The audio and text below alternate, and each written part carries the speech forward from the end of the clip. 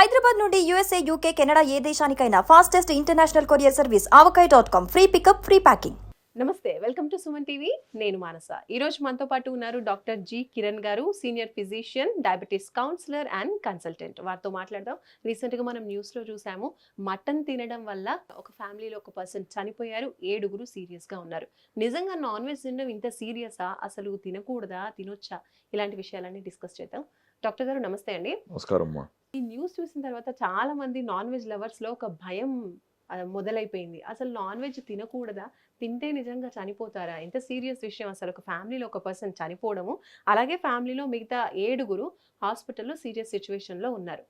Only వాళ్ళు mutton ఫ్రిడ్జ్లో పెట్టుకొని తినడం వల్ల ఇంత పెద్ద సీన్ జరిగింది. డాక్టర్ మీరేమంటారు? అంత డేంజరస్ అంటారా ఈ నాన్ వెజ్ కావచ్చు, మటన్, చికెన్? మీరు అడిగిన క్వశ్చన్ని నేను కొంచెం చిన్న కరెక్షన్ చేసుకుంటా. ఓకే. మటన్ తినటం వల్ల చనిపోవటం కరెక్ట్ కాదు. ఫ్రిడ్జ్లో పెట్టిన మటన్ తినటం వల్ల ఆసుపత్రి పాలయ్యారు అనేది కూడా కరెక్ట్ కాదు. క్వశ్చన్ ఏంటంటే, చెడిపోయిన మటన్ తినటం వల్ల ప్రాణాపాయం జరిగి ఉండొచ్చు.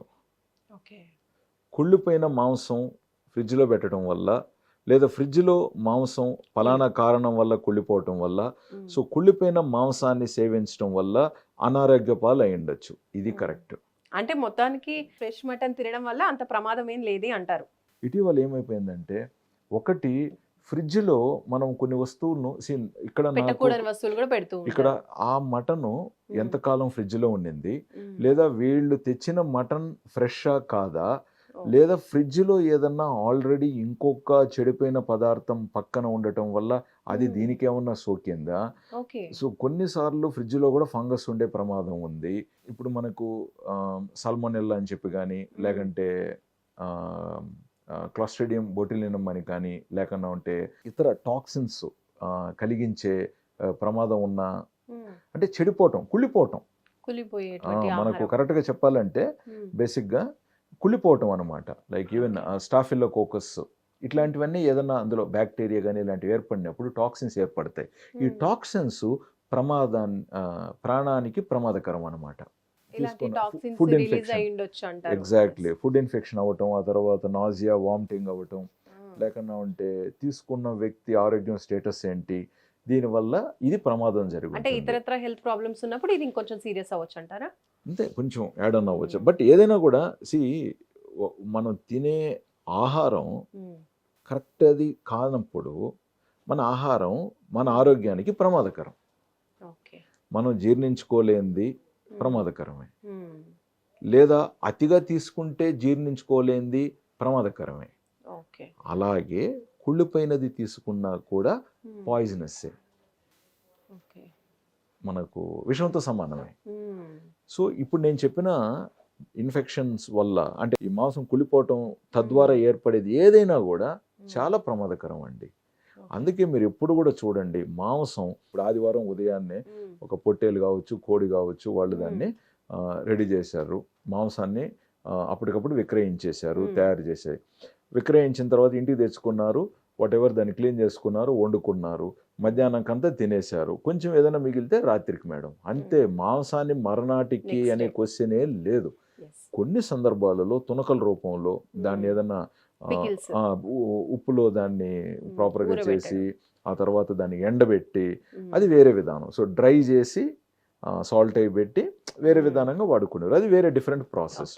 మటన్ తినటం వల్ల ఒక వ్యక్తి చనిపోయినాడు అనేది కాదు, చెడిపోయిన మాంసం తీసుకోవటం వల్ల ఒక మనిషికి ప్రాణం పోయింది. సో చెడిపోయిన మాంసం ఎందుకుంది, ఎక్కడి నుంచి వచ్చింది, ఇప్పుడు ఎందుకు చెడిపోయింది, ఇది యాక్చువల్ ప్రశ్న.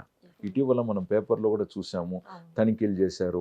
ఉదాహరణకి హోటల్స్లో, వాళ్ళు ఇంట్లోకి వచ్చి తనిఖీలు చేయలేరు కదా. సో హోటల్స్లో చేసినప్పుడు చాలా సందర్భాలలో మాంసము ఎక్కువ కాలంగా స్టోరేజ్ అయ్యింది, లేదా ఫ్రిడ్జ్ టెంపరేచర్ కంట్రోల్ కరెక్ట్గా లేకుండా స్టోరేజ్ అయ్యింది, లేకంటే కరెంటు వెళ్ళి వస్తుంది కానీ ఫ్రిడ్జ్కి పవర్ సప్లై స్టేబుల్గా లేవటం వల్ల ఇట్లాంటివన్నీ అని చెప్పేసి కూడా చాలా మనకు వెలుగులోకి వచ్చాయి అనమాట. సో ఈ పర్టికులర్ అంశానికి మనకు డెప్త్ డీటెయిల్స్ తెలియవు కాబట్టి, సో మాంసానికి భయపడాల్సిన అవసరం లేదు. ఎవరైతే మాంసం తీసుకుంటున్నారో వాళ్లకు మాంసం ద్వారా ఆరోగ్య లాభాలు ఉన్నాయి. Hmm. లైక్ ఐరన్ కానీ లేకపోతే ఇంకా పౌష్టిక విలువలు, పౌష్టిక ప్రోటీన్ కానీ ఇవన్నీ మనకు మాంసం తీసుకునే వాళ్ళకి మాంసం ద్వారానే లభిస్తాయి అన్నమాట. ఓకే. మంచి మాంసాన్ని సేకరించండి, ఓకే. ఫ్రెష్. ఫ్రెష్గా వీలైనంత వరకు ఫ్రెష్గా తీసుకోవటానికి ట్రై చేయండి. So okay. ఫ్రిడ్జ్లో పెట్టే ముందు కూడా మాంసాన్ని అలా తెచ్చి అలా పెట్టకుండా దాన్ని ప్రాపర్గా క్లీన్ చేసుకొని లైట్గా ఉప్పు కానీ లేకంటే పసుపు కానీ కూడా దానికి లైట్గా అప్లై Marinate చేయడం. చేసేసి మీరు పెట్టుకున్నట్లయితే అది చెడిపోయే అవకాశాలు తక్కువ ఉంటాయి. ఇప్పుడు మీరు ఎక్కువ మాంసం తెచ్చుకొని ఫ్రిడ్జ్లో పెట్టుకుంటున్నారు అనుకోండి, Hmm. మీరు అప్పుడప్పుడు వండుకుంటున్నారు, అందులో కొంత భాగం అని అనుకోండి. తీసి, దాన్ని ముందుగానే మీరు ఎలా ఆ పర్టికులర్ లైక్ 200 గ్రామ్స్ అనుకోండి, Hmm. అది సపరేట్గా 200 గ్రామ్స్ ప్యాక్స్లో పెట్టుకోండి. సో First ఏ. అంతే. So Hmm. కావాల్సినప్పుడు ఆ 200 గ్రామ్స్ మాత్రమే తీసుకొని మీరు వండుకుంటారు. Hmm. ఇప్పుడు మీరు ఒక 2 కిలోలు పెట్టేశారు, అందులో 200 గ్రామ్స్ కోసం మీరు మొత్తం మాంసాన్ని కరగబెట్టారు. ఈ Hmm. 200 గ్రాములు కావాల్సిన మాంసాన్ని తీసుకొని మళ్ళీ తీసుకెళ్ళి మిగతా ఫ్రిడ్జ్లో పెట్టారు. సో థాయింగ్ అయింది, అంటే మాంసం ప్రతిసారి కరగటం మళ్ళీ అది కరెక్ట్ కాదు, ఓకే. అది ఇంపార్టెంట్. రైట్. అంతేకాకుండా డీప్ ఫ్రిడ్జ్ కూడా అప్పుడప్పుడు దాన్ని క్లీనింగ్ చేసుకోండి. డీఫ్రాస్ట్ చేసి ప్రాపర్గా ఫ్రిడ్జ్ని క్లీన్గా పెట్టుకోవటం దయచేసి ట్రై చేయండి. థ్యాంక్ యూ డాక్టర్ గారు. అంటే ఇప్పుడు మీరు ఈ మాట చెప్పడం వల్ల కొంచెం నాన్ వెజ్ లవర్కి ఒక ఊరట కలిగింది అని అనుకోవచ్చు. ఎందుకంటే ఏంటి, ఎంతో ఇష్టంగా తినేటువంటి ఫుడ్ వల్ల ఇలా మరణం సంభవిస్తుంది అంటే ప్రతి ఒక్కరు కూడా కొంచెం భయపడేటువంటి పరిస్థితే. అయితే ఎలాంటి పరిస్థితుల్లో మనం తినేటువంటి ఆహారం విషంగా మారుతుంది అనేది ఒక క్లారిటీ డాక్టర్ గారు మనకి ఇచ్చారు.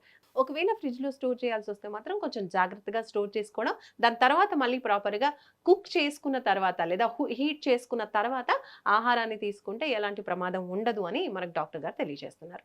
చూస్తూనే ఉండండి సుమన్ టీవీ. నమస్తే.